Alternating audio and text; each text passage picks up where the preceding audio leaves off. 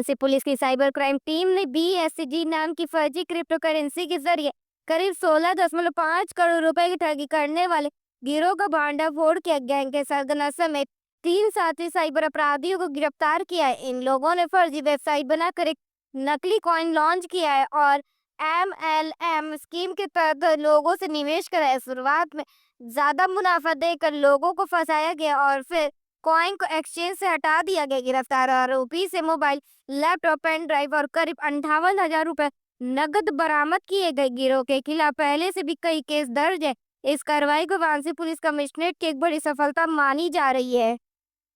आज कमिश्नरेट वाराणसी को police commissionerate Varanasi cyber थाना को एक सफलता प्राप्त हुई है, जिसमें 2024 में एक मुकदमा लिखा गया था। इसमें फर्जी साइबर क्रिप्टो करेंसी बनवा के लोगों को ठगी करने के मामला सामने आए थे। उसमें कुल 16.5 करोड़ का साइबर ठगी की मामला था। उसमें से आज 3 लोगों को गिरफ्तार किया गया है, जिनके कब्जे से 2 लैपटॉप, 4 मोबाइल फ़ोन और 98,000 रुपये के कैश बरामद हुई है। इसमें ये इन लोगों का साइबर फ्रॉड करने का तरीका ये है कि लोगों को पहले ऑनलाइन प्लेटफॉर्म में वीडियोस बना के साइबर क्रिप्टो करेंसी में कैसे पैसा दुगुना तिगुना करना है, इसका वीडियो बना के पहले सोशल बेस बना देते हैं। फिर उसके बाद एक होटल में कॉन्फ्रेंस हॉल बुक करा के लोगों को और इकट्ठा करते थे। एक तरीके से जो MLM का तरीका है, इसको इन्होंने ऑनलाइन प्लेटफॉर्म में करने की कोशिश की, जिसमें इन लोगों ने काफ़ी सफलता भी प्राप्त की है। और ये उल्लेखनीय बात है कि इसी केस में पहले एक शुभम करके एक लड़का है, उसको भी गिरफ्तार करके जेल भेज चुका है। और इस सराहनीय कार्य के लिए पुलिस टीम को प्रोत्साहन के रूप में 10,000 रुपये पुरस्कार घोषित किया जाएगा। इनका दोनों का 2 व्यक्ति का गिरफ्तार लखनऊ से किया गया और एक का मुजफ्फरनगर से। उनको 24 घंटे के अंदर अभी जुडिशल मजिस्ट्रेट के सामने पेश किया जा रहा है और अग्रिम विधिक कार्रवाई सुनिश्चित किया जाएगा। क्या क्या बरामद हुआ इनके पास से, इतिहास क्या है? जैसे पहले बताया कि ये 2 लैपटॉप, 4 मोबाइल फ़ोन और 98,000 रुपये पैसा बरामद हुई है। और इसमें ये जो राजकुमार मौर्य है, इनका पूर्व में भी एक बॉडी ऑफेंस का एक मुकदमा लिखा गया और बाकी लोगों का भी विभिन्न जनकों तो उनका क्रिमिनल डिटेल्स भी निकाल के अवगत किया जाएगा। इनका शिक्षा क्या है? ये अधिकतर 12th पास ITI ग्रेजुएट और इसमें एक दानिश करके हैं, वो BCom का फर्स्ट ईयर स्टूडेंट है।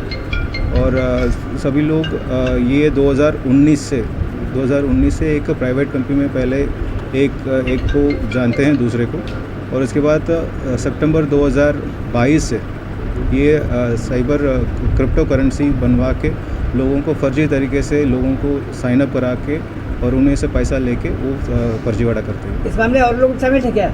इसमें और भी 3 लोगों का नाम अभी प्रकाश में है और उनको भी शीघ्र गिरफ्तार करके अग्रिम विधिक कार्रवाई से मुख्य आरोपी हैं, जिसमें ये राजकुमार मौर्य हैं। तो ये पूरा एक करके इसका जो मुख्य आरोपी राजकुमार, इनका मेन काम है जो क्रिप्टो करेंसी का वेबसाइट बनवाना और लोगों को इकट्ठा करना। और इसमें जो क्रिप्टो करेंसी, एक नया क्रिप्टो करेंसी बनवाने के लिए भी यही मुख्य काम करता है। इनका डेवलपर और आगे जो नेटवर्क का अन्य लोग हैं, इनको भी शीघ्र गिरफ्तार करके अग्रिम विधिक कार्रवाई सुनिश्चित किया जाएगा। वाराणसी के सारनाथ थाना क्षेत्र से एक दिल दहला देने वाली घटना सामने आई है। बेनीपुर गांव के रहने वाले संतोष प्रजापति पर आरोप है कि उसने नशे की हालत में घर में मौजूद बकरी के साथ दुराचार किया। उस वक्त उसकी पत्नी घर पे नहीं थी। जब पत्नी वापस आई तो बकरी की हालत बेहद खराब थी और कुछ ही देर बाद उसकी मौत हो गई। पत्नी ने इस घिनौने कृत्य का खुलासा किया और थाने पहुंच के शिकायत दर्ज करानी चाहिए, लेकिन 2 दिन बीत जाने के बाद भी पुलिस ने FIR दर्ज नहीं की। अब गांव के लोग आरोपी पर सख्त कार्रवाई की मांग करें। उनका कहना है कि ऐसे मानसिकता वाले लोग समाज के लिए खतरा है और अगर आज कार्रवाई नहीं हुई तो कल किसी बड़ी अनहोनी से इनकार नहीं किया जा सकता है। आज सुबह थाना सारनाथ क्षेत्र के अंतर्गत एक महिला हैं चंदा देवी, उन्होंने एक आरोप लगाया कि उनके पति ने बकरी के साथ कुछ गलत काम किया हुआ है, उनकी बकरी के साथ। इसके संबंध में थाना सारनाथ में उनको बुलाया गया तथा उनका बयान लिया गया। और उनसे तहरीर के लिए बोला गया। इसके संबंध में अभी तक कोई तहरीर प्राप्त नहीं हुई है तथा ये और उसके पश्चात जब उनसे पूछा गया कि क्या घटना हुई है तो उन्होंने इनकार किया कि ऐसी कोई घटना नहीं हुई है। उन्होंने बताया कि जब मैं घर से गई थी तो मैंने बकरी और बकरे को साथ में बांधा हुआ था। उसके पश्चात जब मैं आई तो वो बकरा बकरी दोनों अलग थे और अपने पति से अनबन के चलते उन्होंने ये इस तरह का आरोप लगाया है और आगे की कार्रवाई के लिए अपने बकरी को पोस्टमार्टम के लिए भेज दिया गया है तथा जैसा भी होगा उसके अनुसार विधिक कार्रवाई। पुलिस को कोई तहरीर मिला इसमें? नहीं, अभी इसमें कोई तहरीर प्राप्त नहीं हुई है। सर, महिला ने मीडिया में बैठ दिया था, उन्होंने कहा है कि इस तरह की हरकत की गई है और आपत्तिजनक इसके संबंध में ही तो महिला से पूछताछ की गई, जिसके बाद ये प्रकाश में आया कि ऐसा कुछ बयान महिला ने जो बोला है वो अपने पति से अनबन के चलते हुए बोला है और इस संबंध में आगे विधिक कार्रवाई की जाएगी और जैसा भी होगा पोस्टमार्टम की रिपोर्ट के बाद उसके अकॉर्डिंग काम किया जाएगा। वाराणसी के लंका थाना क्षेत्र में एक हैरान करने वाला मामला सामने है। झारखंड में पुलिस और नक्सलियों के बीच हुई मुठभेड़ में घायल एक नक्सली मिथिलेश नाम का युवक इलाज के लिए वाराणसी आ गया और रोहित नगर स्थित एक निजी अस्पताल में भर्ती हो गया। उसे पेट में गोली लगी थी जिसे डॉक्टरों ने ऑपरेशन कर निकाला और उसे आईसीयू में रखा गया। सबसे चौंकाने वाली बात यह रही कि अस्पताल प्रशासन ने इसकी सूचना पुलिस को नहीं दी। जब झारखंड पुलिस को जानकारी मिली कि वह वाराणसी में छिपा हो सकता है तो उन्होंने लंका थाना पुलिस को बताया। इसके बाद जब पुलिस ने छानबीन की तो उसे अस्पताल में नक्सली के भर्ती होने की पुष्टि हुई। पता चला कि वह झारखंड के गढ़वा जिले का रहने वाला और उस पर कई गंभीर केस दर्ज है। सीएमओ ने अस्पताल को नोटिस भेज के जवाब मांगा है कि बिना पुलिस को बताए इतना बड़ा इलाज कैसे किया गया। अब पुलिस ने अस्पताल की सुरक्षा बढ़ा दी और झारखंड पुलिस उसे कोर्ट में पेश करने की तैयारी में है। इसमें थाना लंका कमिश्नरेट वाराणसी पर झारखंड पुलिस द्वारा सूचना दी गई है कि उनके यहाँ पे 38/25 थाना मनाटू का एक अभियुक्त जो है वो फरार है, जो मुठभेड़ में फरार हुआ था। वो हमारे यहाँ पर साई अस्पताल है जिसमें इलाजरत है। इसी सूचना पर जांच कराई गई तो ये प्रकाश में आया है कि इस अभियुक्त को एक फायर आर्म इंजरी है और इस अभियुक्त का वहाँ पे इलाज किया गया है, ऑपरेशन किया गया है और आईसीयू में एडमिट है। और इस अस्पताल द्वारा पुलिस को किसी भी तरह की मेडिको लीगल रिपोर्ट नहीं दी गई थी, जिसके लिए अलग से जो है सीएमओ को रिपोर्ट प्रेषित की गई है, उसमें विधिक कार्रवाई की जाएगी। और इसमें जो इसमें अभियुक्त फरार हैं इनके दृष्टिगत थाने पर वो अस्पताल पर जो है वहाँ पे सुरक्षा बढ़ा दी गई है। झारखंड पुलिस द्वारा मौके पर जो है कंट्रोल पाया गया है, उनकी वहाँ पर एक हैवी फोर्स मौजूद है और थाना लंका से भी वहाँ पे फोर्स डिप्लॉय किया गया है। इसमें जल्द से जल्द विधिक कार्रवाई की जाएगी। तो क्या सर उसको लंका थाना द्वारा गिरफ्तारी का कुछ ऐसा है या कमिश्नरेट पुलिस द्वारा गिरफ्तारी या फिर झारखंड पुलिस की गिरफ्तारी? इसमें झारखंड पुलिस जो है उसका ट्रांजिट रिमांड लेकर उसको न्यायालय में पेश करेगी। तो सर लोक गायिका नेहा सिंह राठौर एक बार फिर विवादों में आ गई। उन पर आरोप है कि उन्होंने प्रधानमंत्री नरेंद्र मोदी के खिलाफ आपत्तिजनक टिप्पणी की और उसे एक वीडियो के जरिए वायरल किया। इसके बाद से वाराणसी के 3 जोन के 15 थानों में 500 से ज्यादा तहरीर दी गई। आखिर लंका थाने में 318 शिकायतें दी गई। श्री हनुमान सेना के अध्यक्ष सुधीर कुमार सिंह ने आरोप लगाया कि नेहा सिंह राठौर जानबूझ के ऐसे वीडियो बनाती हैं जो प्रधानमंत्री और देश का अपमान करते हैं। उनका कहना है कि पाकिस्तान की मीडिया भी इन वीडियो को दिखा रही है जिससे भारत की छवि खराब हो रही है। इसीलिए उन्होंने पुलिस से मांग की है कि नेहा पर देशद्रोह का मुकदमा दर्ज किया जाए। अगर ऐसा नहीं हुआ तो उनका संगठन आंदोलन करेगा। पुलिस का कहना है कि उन्होंने तहरीर प्राप्त की और मामले की जांच की जा रही है, जो कानूनी कार्रवाई होगी वही की। ये थाना लंका पर एक तहरीर प्राप्त हुई है कि एक नेहा सिंह राठौर करके गायक हैं जिन्होंने प्रधानमंत्री को जो है जनरल टायर और कायर जैसे शब्द इस्तेमाल करके जो है इसमें इन्होंने मिस इन्फॉर्मेशन फैलाने की कोशिश की है। इसी तहरीर के क्रम में थाना लंका पर 197 1A BNS की धारा में जो है मुकदमा पंजीकृत किया गया है। इसमें अग्रिम विधिक कार्रवाई की जाएगी। वाराणसी के लंका स्थित HDFC बैंक में एक बड़ी डिजिटल ठगी होते होते बच गई। डॉक्टर PR गुप्ता नाम के ग्राहक बैंक पहुंचे और अपनी 1 करोड़ रुपए की FD तोड़वाने की बात कही, लेकिन जब बैंक मैनेजर वजह पूछी तो वो घबराए हुए दिखे और जवाब दिए बिना बाहर चले गए। बैंक को शक हुआ तो उन्होंने अपने कर्मचारी को डॉक्टर गुप्ता के घर भेजा। पता चला कि कोई फर्जी पुलिस वाला उन्हें डरा रहा था और उनके खिलाफ वारंट है और बचने के लिए एफडी तोड़वाने पैसे खाते में डालो। बैंक ने तुरंत पुलिस को बताया। पुलिस ने कॉल किया तो ठग ने फ़ोन ही बंद कर दिया। इस तरह बैंक की समझदारी और पुलिस की तत्परता से एक बड़ा फ्रॉड रुक गया। डॉक्टर गुप्ता ने राहत की सांस ली और बैंक व पुलिस को शुक्रिया का अदा किया। ये थाना लंका कमिश्नर वाराणसी पर HDFC बैंक द्वारा सूचना दिया गया कि एक BHU के रिटायर्ड प्रोफेसर हैं जिनको जो है संदिग्ध जो है उनकी लग रहा है। उन्होंने बताया कि वो अपनी FD तोड़वाने के लिए बैंक में पहुंचे थे। तो इसी सूचना पर थाना प्रभारी द्वारा जांच किया गया। तो इसमें ये प्रकाश में आया है कि ये करीब 1.5 दिन से डिजिटल अरेस्ट में थे। इनको अभियुक्तों ने जो है अज्ञात अभियुक्तों ने इनको अरेस्ट किया। उनको बताया कि आपके खिलाफ बेलेबल वारंट जारी हुआ है और आप हमें इतना पैसा दीजिए, नहीं तो आपके खिलाफ जो है कार्रवाई की जाएगी। इसी पर जो है तत्काल कार्रवाई करते हुए थाना लंका पुलिस द्वारा जो है काबू पाया गया। उनको आश्वस्त कराया गया कि इस तरह का कोई भी बेलेबल वारंट जारी नहीं हुआ है और उनको जो है इसमें विधिक कार्रवाई की जा रही है। तो इनको मतलब उस डिजिटल अरेस्ट से वापस जो है छुड़ाया गया और इनका जो पैसे के लिए जो डिमांड करे उससे बचा लिया गया। जी बिल्कुल, ये सुरक्षित है और इसमें अधिक अग्रिम विधिक कार्रवाई की जाएगी। घर से बुलाकर धारदार हथियार से की युवक की हत्या, जांच में जुटी पुलिस। बता दें कि मऊ के घोसी कोतवाली क्षेत्र के खैरा मोहम्मदपुर गांव निवासी 20 वर्षीय रजनीश चौहान की गुरुवार सुबह नहर किनारे खून से लथपथ लाश मिली। शातिर अपराधियों ने रात 12 बजे फोन कर उसे घर से बुलाया और गर्दन पर धारदार हथियार से कई वार कर हत्या कर दी। शव मझवारा और खैरा मोहम्मदपुर के बीच फेंक दिया गया। सूचना पर पहुंची पुलिस, SOG और FSL टीम ने जांच शुरू की। परिजनों ने बताया कि रजनीश को पहले जान से मारने की धमकियां मिल रही थी। मृतक दिल्ली में निजी कंपनी में गार्ड था और कुछ दिन पहले ही घर आया था। SSP महेश सिंह अत्री के अनुसार मृतक पहले भी हत्या के एक मामले में जेल जा चुका था। उसी एंगल से भी जांच हो रही है। पुलिस ने मामला दर्ज कर 3 टीमों का गठन किया है। जल्द ही आरोपियों की गिरफ्तारी होगी। आज सुबह 8 बजे के लगभग थाना घोसी पुलिस को सूचना मिली कि थाना के गांव खैरा मोहम्मदपुर चौहान बस्ती में संजय हैं, उनके खेत में एक बॉडी पड़ी हुई। इस सूचना पर प्रभारी निरीक्षक मौके पर आए और शव की पहचान की गई, जो कि एक रजनीश चौहान सन ऑफ रामपाल चौहान, उम्र लगभग 21 वर्ष है, जो इसी गाँव का रहने वाला है, उसकी है। और उसकी गर्दन पर चोट के निशान है और ऐसा प्रथम दृष्टया प्रतीत हो रहा है कि हत्या की गई है उसकी। और ये लड़का दिल्ली में गार्ड की नौकरी करता था और अभी 2 मई को आया था और अभी जल्दी ही जाने को था।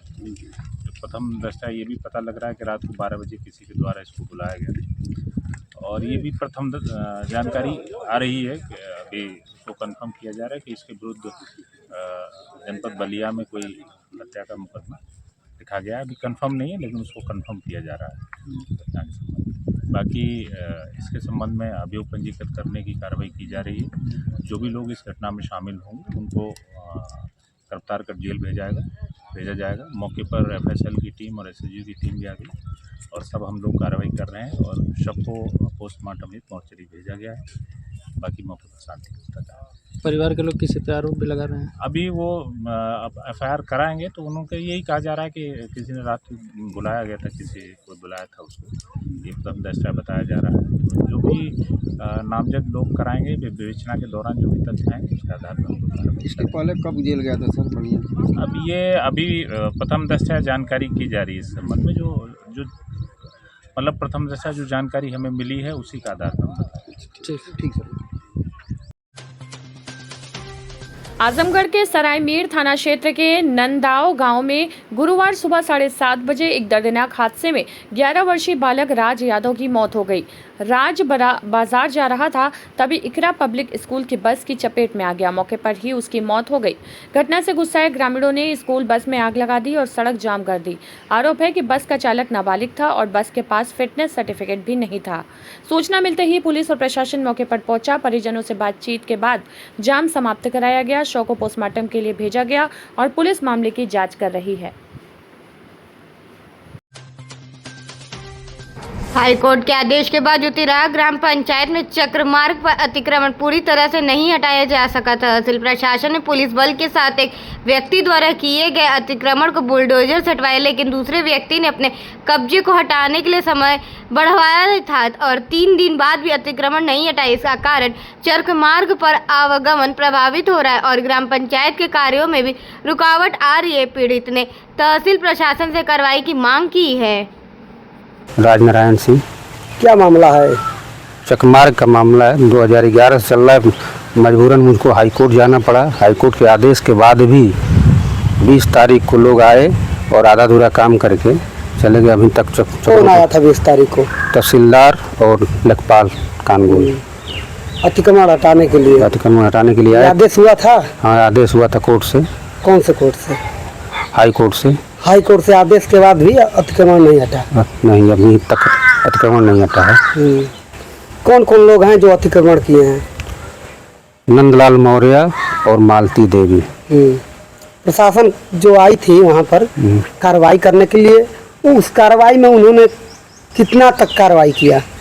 थोड़ा सा जो है कार्रवाई हुआ, उसके बाद छोड़ के चले गए लोग। आधा अधूरा मतलब लीपा पोती वाला कार्य हुआ? हाँ, लीपा पोती ही हुआ है। ये कार्रवाई लेखपाल और तहसीलदार के मौजूदगी में हुआ है? जी जी। और मैं कहता रह गया कि पूरा फाइनल कर दीजिए इसको ताकि चकमार्ग क्लियर हो जाए, लेकिन वो चले गए। क्या चाहते हैं आप? चकमार्ग क्लियर हो, अतिक्रमण हटाया जाए, आवागमन के लिए रास्ता क्लियर हो। कितने घर प्रभावित है उस चकमार्ग? 8-10 घर है। 8-10 घर। ठीक है। वार्षिक Banaras railway station coaching depot में काम करने वाले प्राइवेट कर्मचारियों ने ठेकेदार की मनमानी के खिलाफ शांतिपूर्ण प्रदर्शन किया। कर्मचारियों का कहना है कि नई कंपनी श्री प्राइम को 1 अप्रैल से ठेका मिला, लेकिन न तो उसने कोई बातचीत हुई, ना ही उनकी छुट्टियों की मांग मानी गई। उनकी मांग है कि हर महीने कम से कम 4 छुट्टी मिले, लेकिन ठेकेदार अब तक कोई साफ जवाब नहीं दे रहा है। इसी नाराजगी में वॉशिंग लाइन के पास धरना हुआ। राधेश्याम, चंदन, मिथिलेश, प्रमोद, दिवाकर और अजय जैसे कई कर्मचारी इसमें शामिल हुए। अब कर्मचारियों ने रेलवे प्रशासन और मीडिया अपील की है कि उनकी बात सुनी जाए और ठेकेदार पे कार्रवाई हो। मिथिलेश सिंह। क्या करते हैं आप? सर वॉशिंग पिट पे काम करते हैं रेलवे का। क्या करते हैं? प्राइवेट से सर, हाउसकीपिंग में। क्या दिक्कत आ रही है? क्यों विरोध किए हैं, स्ट्राइक किया? सर हम लोग का विरोध इसलिए सर कि जो पुरानी कंपनी मास्टर क्लीन सर्विस थी सर, वो पूरा बेकायदे हर प्रॉपर चीज़ देती थी सर। ये लोग सर नई कंपनी आई, लड़कों से बात करना चाहिए, किसी लड़के से नहीं बात हुआ, कोई बात तो हुआ नहीं सर। और अपने मन का नियम लग रहा है। 30 दिन सर कौन करता है काम? इमरजेंसी छुट्टी कर रहे हैं सर। इमरजेंसी छुट्टी के लिए प्रूफ चाहिए, यानी सर डॉक्टर से बेड रेस्ट कर लें तब सर छुट्टी लें। ऐसे सर कैसे छुट्टी मिलेगा? ऐसे कितने लोग कर्मचारी मिले आप? हम लोग सर 300 प्लस है सर। 300 प्लस है सर। अधिकतर सर 75% जो लड़के हैं सर 5 साल से ऊपर काम किए। उसमें सर कंपनी में कोई दिक्कत नहीं है, लेकिन सर इनका आते ही नाटक चालू है सर। और समझ में नहीं आ रहा सर ठेकेदारी है कि कंपनी है कि क्या है सर। कोई कुछ बोल रहा है, कोई कुछ बोल रहा है, कोई नियम नहीं है सर। कब तक आपका विरोध चल रहेगा, स्ट्राइक रहेगा? ये सर जब तक हम लोग की मांग नहीं मानी जाएगी तब तक हम लोग सर करेंगे। रेलवे सर हम लोग को जितना पैसा दे रहा है उतना चाहिए। हम लोग का जो हक है, हकदार है, दे दें। इन लोग से सर हम लोग 1 रुपया बेसी पैसा नहीं मांग रहे। 8 घंटा काम कर रहे हैं, 8 घंटा काम करेंगे सर। 10 घंटा का रहता नियम तो 10 घंटा करते, लेकिन 8 घंटा का नियम है तो 8 घंटा करेंगे सर। तो क्या इसके उच्च अधिकारी से आपने बात किया? उच्च अधिकारी सर से बात तो हुआ सर, लेकिन कल से कोई अधिकारी आया नहीं सर। हम लोग डेली SSC जो है सर, उन लोग से कहते थे सर इतना दिन हो गया सैलरी नहीं है। 50 दिन पर सैलरी आया सर, वो भी कम आया। कम से कम सैलरी तो सर पूरा देना चाहिए। मुख्य मांगे क्या आपकी? मुख्य मांगे हमारी सर है कि जैसे सर पहले सिस्टम था जो रेलवे देती थी, रेलवे दे रही थी, वो सर हम लोग को मिले। 4 छुट्टी मिले और सर जो फैसिलिटी मिलता था मेडिकल का, SIS का, सारा सब सुविधा मिले सर। और ये सर किसी कागज़ पर नहीं लिखाया जाए कि कोई भी घटना होती है तो उसके खुद आप जिम्मेवार होंगे, क्योंकि सर रेलवे का काम हो रहा है, लोहा लकड़ का काम हो रहा है। गिरेगा आदमी, चोट लगेगा, करे जो काम करेगा सर वही गिरेगा, जो करेगा वही गलती करेगा। तो सर ये सब होता रहेगा। इससे ये नहीं कि पहले से साइन करवा लें या फिर उसको निकाल दें। चंदन कुमार। चंदन जी क्या करते हैं आप? हम रेलवे में एम्प्लॉई हैं, मतलब वॉशिंग पिट पे। प्राइवेट। यहाँ पे वॉशिंग पीट पे सफाई काम करने आते हैं। क्यों विरोध कर रहे हैं आप लोग? हम लोग ये है कि सर हम लोग का जो सिस्टम जो कंपनी पहले जो देती थी मास्टर सर्विस मास्टर क्लिनिक, वही एसएमसी वही सिस्टम हम लोग को चाहिए, ये लोग नहीं दे रहे हैं। सिस्टम क्या चाहिए आपको? सिस्टम में यही कि सर छुट्टी नहीं दे रहे हैं। वो कंपनी हम लोग को मतलब 4 छुट्टी देती थी, 15,075 रुपया मतलब मजदूरी महीने पे सर पैसा बढ़ता, हर 6 महीने पे तनख्वाह बढ़ता था और बोनस भी साल भर में दीपावली पे बोनस मिलता था। ये सब PF SIC सब मिलता था, सारा सुविधा सारा सुविधा। अब इसमें क्या है कि PF मिल रहा है, PM मिल रहा है, तो जैसे हमारा कहने का मतलब ये सर कि अगर ये तनख्वाह घटा रहे हैं तो PF SI हर चीज़ तो घटेगा ना सर ना, एक भी हर चीज़ घट जाएगा। छुट्टी एक भी नहीं दे रहे हैं। अब ये चाह रहे हैं कि 30 दिन का पूरा हम लोग काम कर 15,075 रुपया ले, तो ये कैसे हो जाएगा? जो लागू है छुट्टी। आप लोग जो है कार्य करते हैं, कार्य बहिष्कार किया आपने? हाँ, क्या यही सर गाड़ी बंद के अपना शांति से सर विरोध प्रदेश। राधे श्याम सर। क्यों विरोध कर रहे हैं, क्या मांगे? सर मांगे हमारी वही है कि जो हमारी कंपनी पिछली हम लोगों को जो फैसिलिटी जो हम लोगों को व्यवस्था दी, वो सर ये जो नई कंपनी आई है ये सब नहीं दे रही है सर। ये 4 छुट्टी भी नहीं दे रही है सर, ये प्लस बोनस PF SIC तनख्वाह भी कम कर रही है सर। बोल रही है कि 15,000 देंगे लेकिन 30 दिन ड्यूटी करना पड़ेगा सर। बताइए कि आज के ज़माने में 30 ड्यूटी कौन करेगा सर? और वो भी केंद्र सर, वो भी बताइए केंद्र में। ये बात सर, अगर हमारा ड्रेस गंदा हो गया, हमको कहीं जाना होगा तो सर छुट्टी तो चाहिए, हर हाल में छुट्टी चाहिए, लेकिन ये लोग नहीं दे रहे हैं। अब कहते हैं चोट चपेट लग जाते हैं, हम जिम्मेदारी ले लेंगे। नहीं हाँ, घोषणा पत्र सर क्या करते हैं? सर हम यहाँ रेलवे में हाउस कीपिंग काम करते हैं, साफ सफाई का। कितने लोग ऐसे होंगे? सर हमारे जैसे बहुत लड़के हैं, 300 लड़के हैं सर। तो क्या अभी उन्होंने स्ट्राइक कर दिया? हाँ सर, हम लोग सब एक हैं सर। इसके उच्च अधिकारी से आपने बात किया? उच्च अधिकारी से बात किया सर। कोई कल बोले सर यहाँ पे SSC लोग, बड़े बड़े अधिकारी लोग 3:30 बजे मालिक आ जाएंगे सर। हम लोग 7 बजे रात तक यहाँ पे जो है कोई बात करने नहीं आया सर कोई। हाँ सर, कंपनी है ये सर श्री प्राइम है। सर ये कब आया ये है? ये सर 1 अप्रैल से अपना नई कंपनी ज्वाइन किया है ये। तो कभी आपसे बात किया वो लोगों ने? नहीं सर हम पहले दिन बात किए थे इन लोगों से, पहली तारीख से बात किए थे कि सर अब नई कंपनी अब काम करा रहे हैं, चालू कर रहे हैं, तो इसमें क्या है मतलब बताएंगे कुछ हमको। सर हम आपको छुट्टी मिल रहा था, छुट्टी चाहे कितनी तनख्वाह देंगे, सर ये लोग कुछ नहीं बताएं। कुछ नहीं लड़का। जब सर 10 दिन 20 दिन बीता ना सर, तो हम लोग स्ट्राइक फान दिए, तो बोले कि अच्छा आप लोगों को 10 दिन 12 दिन में छुट्टी क्लियर करवा दिया जाएगा। ये सर 50 दिन बीत गया, नज़र तक नहीं मिला है हम लोगों से। ऊपर से धमकी। आप लोग काम छोड़ दीजिए। धमकी है कि करना है करो, निकल जाओ यहाँ से। कितने साल से काम कर रहे हैं आप? यहाँ पे सर हम 13 साल से काम कर रहे हैं। अब क्या करेंगे आप? यहीं पे रहेंगे सर। क्या करेंगे? यहाँ छोड़ के थोड़ा चले जाएंगे हम। इनको भगा देंगे हम सर, ये कंपनी भागेगी।